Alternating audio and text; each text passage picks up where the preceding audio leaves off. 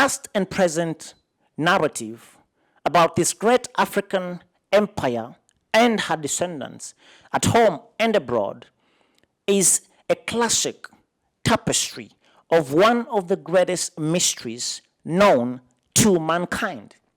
You see, the narrative about Africa speaks about this peculiar people, this chosen nation, this royal priesthood, this peculiar generation, that even after centuries of being yoked, beaten down, bruised, wounded, abused, yoked economically, socially, politically, culturally, enslaved and colonized, even after all this wickedness that has been performed against us, that has been meant to cause us to be subjugated, even after all of this, we have not been broken. You see, God has preserved us by his hand. Child of African descent at home and abroad, the hand of the sovereign Lord has preserved us. We have not been broken. Even if they that are pursuing our downfall, our demise, are having no sleep, we have been preserved. Here we are. It is time that we take advantage of this window. Never before in the history of our existence as African people has there been a global African awakening, an explosion of the Pan-African spirit like this particular generation. We have to take this window.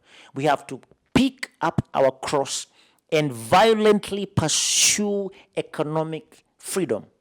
Total economic, social, political, and cultural freedom. I mean total. Where we have complete control over our economics, where we have complete control of our politics, we have complete control of our social spaces. Yes, because you see, and I say this again and again, we are not outnumbered. No, we are not overpowered. No, we are simply not organized. If we can unite and get organized, especially economically, because it is economics that gives birth to business. And we know that businesses influence politics. Yes, business influences political policy. We know that politics influences legislation, and the legislation manages the propaganda. We are here because there has been a propaganda that was orchestrated and has been deliberately sustained to keep us in the dark. But thank goodness our eyes have been opened.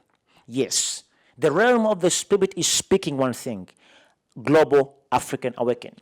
We have to pick up our cross and pursue violently total economic, social, political, and economic freedom. This is to you, child of African descent, regardless of where you're listening from. Yes, we have started a joint economic venture between the diasporans and the continentals. We have to cross-pollinate each other, hold each other, take advantage of each other's strengths. But when we take advantage of each other's strengths, our weaknesses will be blotted out. This has been tested because our oppressors have deployed this particular element successfully. It has been tested and proved that joint economics is the way to go, because we cannot continuously complain about how we are treated when we are not willing to stand up and speak up and act up jointly. Be blessed. Thank you for watching. Friends and family, I would like you to check out blackcommunityspeak.com. Now, blackcommunityspeak.com is a forum-based website, so something that's very simple, where you can get on, you can get off, get involved with a lot of topics. Now, Black Community Speaks is a place that's for Black men and women to talk about issues that's affecting the entire community. So on blackcommunityspeak.com, they talk about topics in the range of news, what's going on in society, relationships, technology, business, food and recipes, gaming, health and fitness, music, and many, many more. On Black Community Speak, it's a place where you can be safe to say what you want to say without the fear of big tech censorship. So make sure you head on over to blackcommunityspeak.com and sign up today.